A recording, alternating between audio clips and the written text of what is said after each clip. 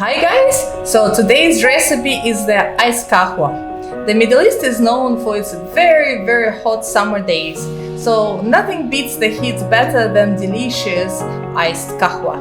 So for this recipe we need all the regular ingredients for the Arabic coffee, but we will also need some ice and sugar-free ginger syrup.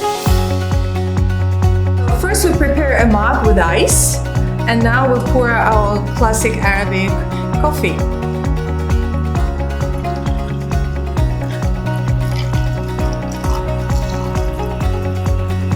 The last ingredient is a tiny spoon of sugar-free ginger syrup.